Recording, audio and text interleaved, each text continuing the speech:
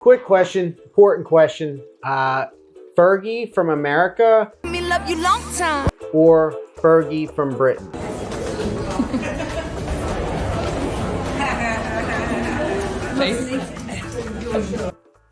You had to hang out with one for a day. Don't tell me neither. I want a detailed explanation of why, if you think they're both terrible, tell me why you think blank is the least terrible. Okay, I'm Rich Trippin. And I'm Tiffany. And we love the UK. We love history of the UK. Those are the things that they say will peck at your dead body. We love everything about the UK. We love going to the UK. We love exploring the UK. Look at that. It's like looks like a wizard cut down them trees. I don't know how a wizard. And we are on the middle of a very long series of us tripping through the UK. We've been to Castle. Okay, we're gonna buzz. We're gonna do one scary ghost in this dark room. We've been to York. I am on a Roman wall. Medieval towns. We've been to Poison Gardens. He's pushing him up to unconscious. We've been to amazing places, but now We've been to Taco Bell. yeah, they was not happy about that because now we have crossed the Scottish border. We are in foreign lands to the foreign lands that we once considered foreign. Yeah.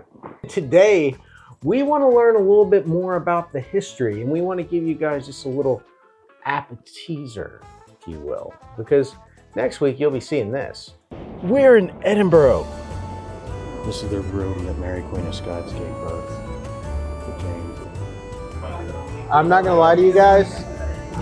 I smelled it when they put it on the table. So this thing was a good idea. Scottish monument? This thing's huge. Okay, today we are watching a video. It is the history summarized of Scotland, because out of all the history, all seriousness, out of all the history of Scotland is a history of just straight fortitude and determination. Yeah. Like we got movies like Braveheart, which we can go in the history of Braveheart kind of thing, but the idea that section of this island held for so long, and still to this day, when you talk to Scottish people, they have just as much pride now as they did back then. That's a testament to the Scottish people. So I'm excited to learn more. I love the UK history. I've got my Scotland. We are Team Scotland today. Sorry, England. There's a few reasons that we like Scotland. We're not saying we like it all together more, but there's a few things that we like about Scotland. It's a little bit different than England. Like and subscribe. Thank you. Whether you are Scottish, American, or just consider yourself British or Asian, don't care. You are a Patreon and we love you. Okay? Let's get into the video. In researching this video, I very quickly learned a valuable lesson about how little the Scots mess around. Okay, I thought, the Scots and the English hate each other, sure, but it can't be that bad, honestly. So I took a little peruse to see how many times the two actually fought each other, and sweet Mother Mary, that is a lot of stabbing! Scotland, who hurt you? Trick question, England. So be warned, the Scots throughout history are every bit as bonkers as they come across. Throw up. You guys throw it out. He said England, and he threw out the British flag, not the English flag, because we learned about flags. And somebody said, somebody put under the video, it was, Fun with Flags by Sheldon, The Big Bang Theory. Oh. Yeah, people started commenting underneath that, Fun with Flags. I thought it was really funny. Us on Twitter. To find out why, let's do some history. This video is brought to you by Audible, which is a wee bit ironic, seeing as the Scottish language is damn near inaudible. Around 2,000 years ago, Scotland was inhabited by various tribes of Pictish Celts, living up north, herding, and minding their own business. So when the Roman Empire swaggered up to try and conquer them, they gave those Romans a walloping so bad that Emperor Hadrian built a wall just to make sure that nobody ever tried to conquer them again. Essentially, I just don't think you can do this one. I've been an assassin for a while now. What makes you think that? Oh, get that shit out of here. You're right. So even though these original Celts weren't anything like modern Scots, it is refreshing to see the national character demonstrated so well at such an early stage. Rome eventually collapsed, but Europe reintroduced itself to Scotland via Christianity and Anglo-Saxon migrations, which coalesced through the 7th century into a few main groups. For our purposes, the most relevant two are the Picts and the Scoti, where we get the name Scotia, aka Scotland. In 843, Kenneth MacAlpin united the Scots and Picts in order to create the Kingdom of Elba. The early Okay, I've heard of the Picts. I've never heard of the Scottish. Me neither. Like, we've heard Pict multiple times, and I want to delve more into the history of the Picts. Because that is very interesting. Because, I mean, you go up there in Scotland, and I know they have Stonehenge down in the south, but the oldest one is up north, up in, I forget the name, like the ponies, Shetland.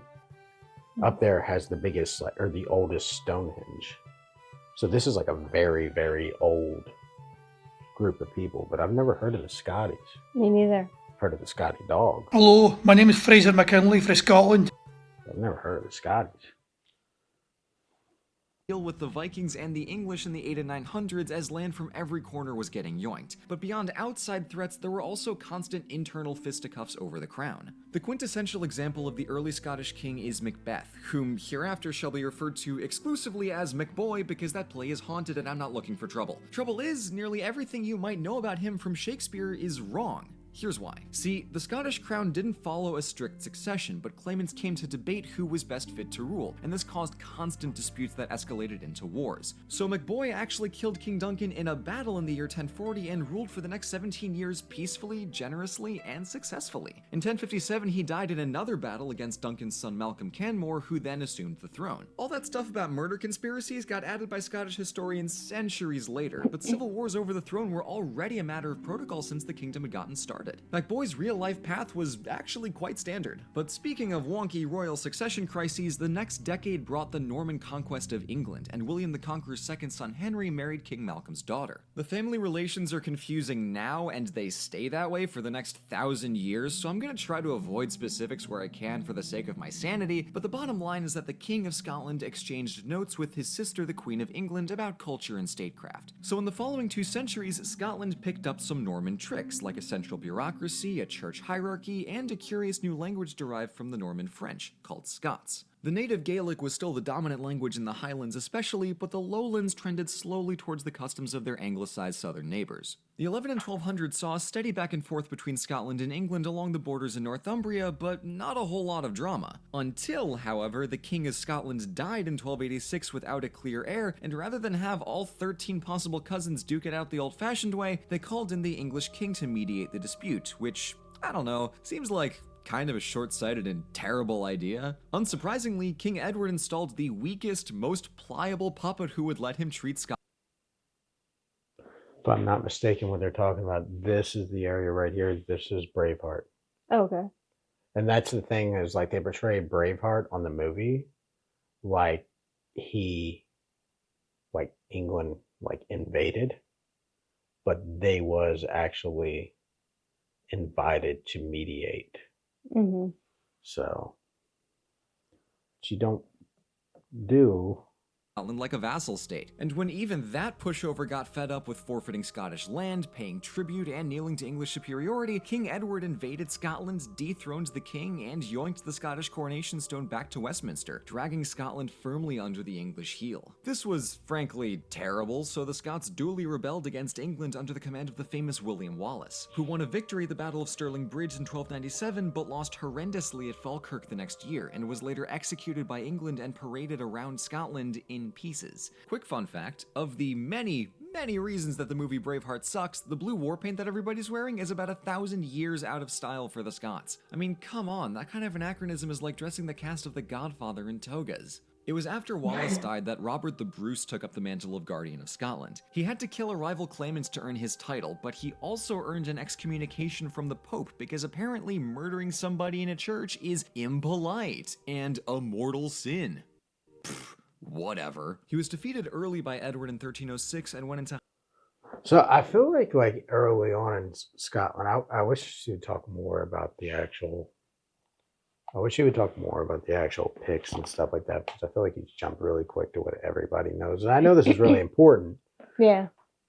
but it really, like when we was in York, we was in, no, not York. When we was in Onyx Castle, Mhm. that was a forward for Scottish invasion. And we do know there in York, I believe it was York, that William Wallace attacked. Yeah. William Wallace attacked York. But it was a like, you know, they invited King Edward in, and King Edward was like, Don't mind if I do! and, you know, they had that section, and it's real kind of foggy history about William Wallace, because there's two separate sides of the story. They look at William Wallace as he was the freedom fighter, but I think towards the end of his life, they was looking at him as like, listen, if we want this to end with with England, and we want peace, like, we got to get rid of William Wallace. Yeah. You know what I mean? Like, he's just gonna keep attacking. And then the other side is like, no, he was just, you know, Scotland was like, he was just a freedom fighter. I don't really know if you guys, what is your opinion? Put it down there. But like, I see even like that right there. Like, obviously he was a freedom fighter for Scotland, but it's like, was that maybe early on the first year, that's what it needed, but when everybody was getting ready to go to the table, He was just an instigator. yeah, because they say the Bruce guy right there was kind of the one who turned him in. Yeah. Like, they was like, we got to get rid of him. So you're seeing these guys, like, they're balancing that technique of like war and talk to maintain what they have. Hiding for a year before returning to win the Battle of Loudon Hill. From there, he stomped out local rivalries and united Scotland fully against the English at the decisive Battle of Bannockburn in 1314. Though the treaties weren't signed for another 15 years, Robert the Bruce won Scotland 3 centuries of independence in that battle. Quick OS pro tip, skip Braveheart, but watch The Outlaw King. It's better and way more accurate. So having fulfilled his dreams for his kingdom, Robert died the next year, but this was exceptionally poor timing and really unfortunate in the long run because the throne passed to a series of useless kings from the House of Stuart for the next several decades. Through the 13 and 1400s, Scotland had no real leadership, so the local lords started throwing hands, or more accurately, claymores. In this case, the warring states were actually the dozens of clans scattered across the lowlands and highlands. Mercifully, England had just gotten sucked into the 100 Years' War with France, so Scotland was free to be its own antagonist the way God intended. And although the Stuart clan still held the crown, other families like the Douglas clan were regularly challenging them for land and power. Some progress came with King James I in 1406, who sent 12,000 Scotsmen to fight with France against England in the 100 Years' War, winning big and returning home in a strong position to consolidate many of the clans under his crown and reform the kingdom. Unfortunately, he got assassinated, and it was right back to the seesawing balance of power between kings, regents, lords, and clans. Even after James, the Highlanders still largely spoke Gaelic and paid little heed to the culture or politics of the anglicized royal court in the lowlands. The king could say whatever he wants down in Edinburgh, but unless he personally marches up to Inverness to tell Clan Fraser in person to pay their taxes, it's not gonna happen. And one king even tried that, but still nothing happened. So that's something I want to dive more into, is the clans and their development. Is what? Their clans. Oh, yeah. So we was in, I don't know if they just tell people to do this, like, because, you know, there's tourists there, but whatever. But we was in a coffee shop, and I was overhearing 2 Scottish baristas talking. And they were literally just having a conversation of, like, their family's tartans. Mm-hmm. They're like, I'm not going to do this. But because, I mean, these was 2 dainty girls, but if I do the impression, it's going to be like, what was your tartan? What tartan did you have? It was just like some fake Mel Gibson, but they was talking, and, you know, they was like, what, this Saturday, you know, are you going out Saturday? No, You got to be kidding me. I got to stop that. But did you feel like you was in the Highlands when I said that? I did. Yeah. I definitely did. No, they was talking about that, and they was talking about their tartans and stuff, and that's something that I want to kind of get more into and kind of see, because it's so weird, because you got to keep, these are 2 separate cultures at this point in time, the Scotland and England, and there is more of a clan culture in Scotland, but what caused that clan culture? Yeah, I don't know much about that at all. No, and we're not talking like, oh, you'll find out. Like we don't know. Yeah. Like it was very present while you're there. hmm Like it's very present that they present these clans and stuff like that, but the actual clan culture was not taught to us. But I do hear the term Stuart, and I know the name Stuart. hmm Do you know the name Stuart? I think. Who? And I feel like No, go ahead. You're probably right. Mary? Yes. Okay. So obviously, I'm thinking that that's probably her clan. Maybe. Because was that James her son? No, I don't think he was James the First. Okay. Yeah. Thronesy for a couple centuries. And I mean, heck, it's at this time that the War of the Roses is raging on just down the street. And you know what? Since it's just a big mess anyway, I'm gonna speed round through the next 300 years, so bear with me and let's get ready for a game of Monarchy is Volatile. Let's meet our players. One king was really cool and helped reform the government to work for more of Scotland while making Edinburgh into a Renaissance capital of learning and culture. One queen got the short end of the stick when Scotland's parliament voted to convert to Protestantism while she was on vacation in France, and then she got the shorter end of the stick when England imprisoned her for 2 decades and then executed her. Her son played his cards just right and inherited the throne of England from his cousin, the childless Elizabeth, and then became king of England and Scotland. His son was so inconceivably bad at being king that his abuses of power brought England and Scotland into open rebellion for entirely separate reasons, and his reign ended with the British Isles locked in 12 years of civil war before everybody called a do-over and gave the crown back to his son. One king became king because Parliament literally invited him from the Netherlands to replace their current monarch, and then he proceeded to strangle Scottish trading rights. And the last queen on our list tried to be a pal by offering Scotland a national union with England to open up trade avenues in exchange for the bargain price of nearly all of their sovereignty. I'd originally gone way in depth about how all of this stuff went down in my first draft, but then I realized, you know what? Royal politics is dumb and confusing, and I kind of hate it more than anything else in history. So I'm gonna skip through it. Yeah. So I did. One standout event from the mid-1500s is when the King of England tried to drive a wedge between a long-standing alliance between Scotland and France in the hopes to endear Scotland to their southern English neighbors. They did this by pillaging the lowlands and burning Edinburgh to the ground. You may find that this is a bad way to make new friends. The Scots came to call the 7-year campaign the Rough Wooing, as they did not appreciate being bullied into love. And this sentiment persisted for centuries, way up until the Act of Union in 1707. Scotland was suspicious of the Queen's offer of partnership, and while they'd get one metric British Empire out of the deal in the long run, the immediate result was England deciding they now had a constitutional right to treat Scotland like a colony. As you can see, this is kind of a recurring problem, and it led to 2 revolts for Scottish independence in 1715 and in 1745. Both failed, but the second one spooked England into being slightly less despicable about everything. In the next century and a half following the rebellions, things turned remarkably for the better as the Enlightenment came north. Writers like Walter Scott and Robert Burns helped rekindle the Scottish identity, and thinkers like Adam Smith and David Hume radically changed European perspectives on rational thought and economics. Hume claimed that reason was the core of human thought, and Smith described the benefits of letting people act in their own self-interest. This all sounds very profound, but don't be fooled. The clear Scottish subtext to these ideas are, the English don't make a damn lick of sense, and we'd be better off making our own decisions. And you can't expect a Scottish Enlightenment thinker to not bury snide comments at England under 2 tons of hard academic theory. Though Scotland had long been an educational powerhouse, in the following 2 centuries they also became the industrial heart of the British Empire. Did England pay this guy to make this video? Seems like. Like, I feel like he's bullying Scotland. I do too.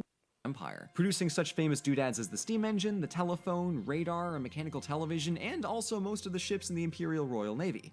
Nice. Other happy beneficiaries of the 18th and 19th centuries were the cities of Glasgow and Edinburgh, which built up substantially in the Georgian neoclassical style, and they just look really damn pretty. Funny thing about the Edinburgh castle is instead of firing off 12 cannon shots to mark the passing of noon like the English do, they just wait 1 hour and save 11 rounds. That is so Scottish. Quickly approaching the modern day now, Scottish attitudes towards the Union grew more suspicious as England seems to care less and less by the decade about what happened up north, and the hard-forged British identity faded with time and the decline of of the British Empire. After years of campaigning, Scotland gained greater autonomy and the right to hold their own parliament in 1999. And the first words spoken there were, quote, "The Scottish Parliament, adjourned on the 25th of March, 1707, is hereby reconvened." And if that is not some big Scotland energy right there, then wrap me in a tartan plaid and throw me in Loch Ness, because I dunno know what is.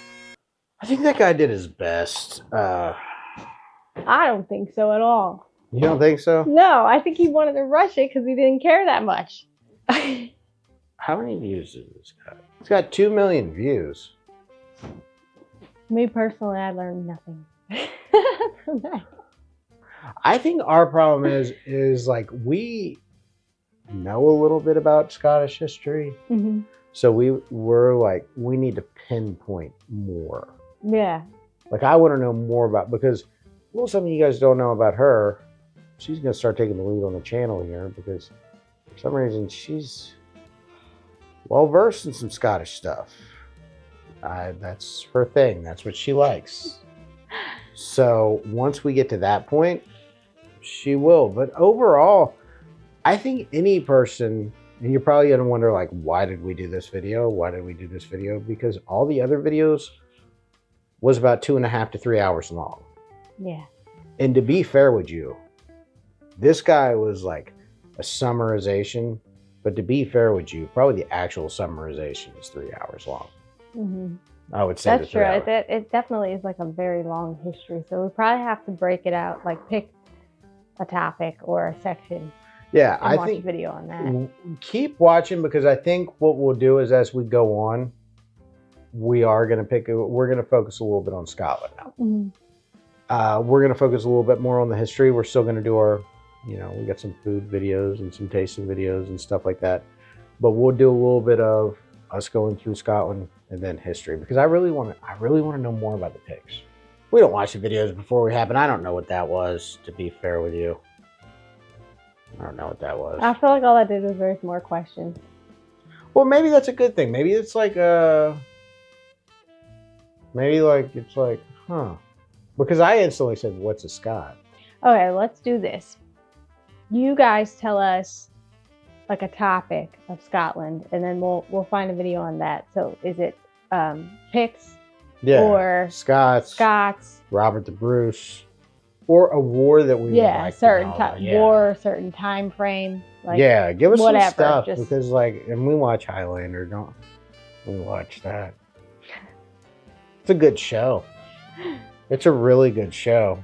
Yeah, I like it. It's got the Highland and stuff. Here, thank you for watching. I'm Richard TRIPPIN. And I'm Tiffany.